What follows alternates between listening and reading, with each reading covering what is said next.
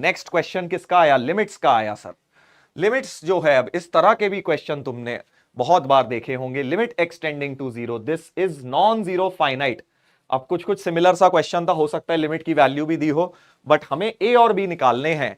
ए और बी बेटा जो लिमिट के अंदर वेरिएबल्स फंसे हुए हैं, इन्हें निकालना है। इसको करने के दो तरीके होते हैं, एक तो होता है सीरीज एक्सपेंशन से, है ना, और उससे प्यारा मेथड, फास्ट मेथड जो मुझे लगता है, जो मैंने सिखाया भी था आप लोगों को लिमिट्स के वन शॉट में, दैट इज हम सीधे सीधे इसमें लॉपिटल का इस्तेमाल करेंगे। पहले तो एक्स स्क्वायर से मल्टीप्लाई करके इसको तो 1 कर दिया, 10x बाय एक्स को, तो 3 minus a sine x minus b cos x minus ln1 plus x whole upon 3x square.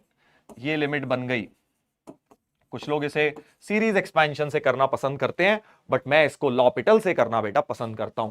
सबसे पहले हम क्या करेंगे, लॉपिटल लगाने से पहले एक बात पक्की है, सर नीचे तो जीरो जा रहा है एक्सटेंडिंग टू जीरो, तो ऊपर भी जीरो ही जाना चाहिए, वरना लॉपिटल कैसे लगेगा? फाइनाइट लिमिट तो तभी आएगी जब नीचे जीरो है, तो न्यूमरेटर को भी जीरो होना पड़ेगा। तो न्यूमरेटर में एक्स को जीरो डाल के क्या मिलता है जरा देखते हैं, 3, ये वाला तो गायब हो गया, माइनस बी, और ये माइनस ln1 हो जाएगा, वो भी गायब हो गया। यानी 3 minus B upon zero type की चीज लिखी है। ये फाइनाइट कभी हो ही नहीं सकती अदर देन ये 3 माइनस बी को भी जीरो होना पड़ेगा। ये बहुत प्यारी ट्रिक होती है भाई, जिन्हें नहीं पता है सीरीज एक्सपेंशन वगैरह, बेटा जब तक तू सीरीज एक्सपेंशन याद करेगा तब तक तो आंसर आ जाएगा इससे।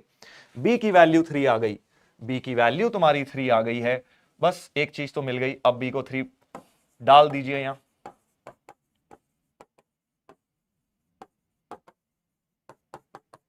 3 डाल दिया सर। अब 0 बाय 0 बन गई है। अब मैं डिफरेंशिएट कर देता हूं, लॉपिटल रूल लगा देता हूं।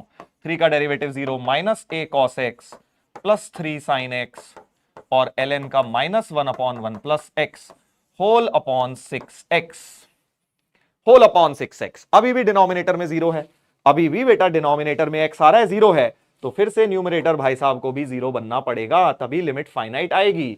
इसमें x को 0 डालता हूं, क्या बनेगा, माइनस ए, इधर डालूंगा तो 3 इंटू साइन 0 0, माइनस 1 बाय 1 बराबर 0, यानी a की वैल्यू बन गई -1।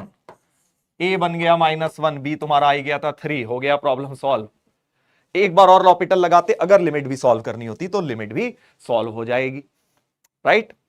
तो इस तरह से हमारा आ गया, b की वैल्यू 3 यहां डाल दो, तो 2 इंटू 3 माइनस ऑफ -1, 7 बन रहा है भाई। अब थोड़ा डेटा ऊपर नीचे हो सकता है भाई, क्योंकि ये अपना मेमोरी बेस्ड है, हो सकता है 3b माइनस ए या प्लस ए कुछ पूछा हो, बट अल्टीमेटली तुम ये समझो, कॉन्सेप्ट समझो कि कॉन्सेप्ट क्या पूछा है जेई ने। वही गिजा बेटा कॉन्सेप्ट कि भैया कुछ लिमिट फाइनाइट दे दी, अंदर वेरिएबल डाल दिए, और आपको उसको सॉल्व करना है। आज से नहीं, बहुत सालों से आ रहा है क्वेश्चन। सर 7 ऑप्शन में नहीं था, फिर मैं तेरे को वही बोल रहा हूं, हो सकता है यहां प्लस पूछा हो तो 5 आ जाएगा आंसर, ठीक है। तो अल्टीमेटली तुम ये मत सोचो कि भाई ऑप्शन मेरा मैच हुआ कि नहीं हुआ, तुम ये देखो क्या कॉन्सेप्ट तुमने सही लगाया कि नहीं लगाया। हां ठीक है भाई साहब, क्लियर हो गई है बात आप लोगों को। चलिए अगले पर आते हैं।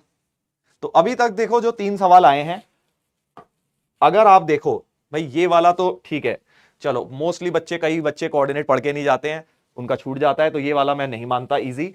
ये तो यार बिल्कुल easy question, basic binomial concept के ऊपर, और ये वाला भी बिल्कुल इजी कैटेगरी में, ये लिमिट्स वाला भी माना जाएगा। तो 3 में से 2 क्वेश्चन तो यार देख इजी हो गए, ठीक है। अब तू बोलेगा सर आपको तो सारे इजी लगते हैं, मेरे को सारे इजी, मैं तेरे पॉइंट ऑफ व्यू से बोल रहा हूं, जो तुम्हें as a JEE aspirant who should score, जो 98 से 99.9 परसेंटाइल के बीच वाले बच्चे हैं, उनकी बात कर रहा हूं मैं, उनको ये क्वेश्चन इजी ही लगते हैं, ठीक है भाई।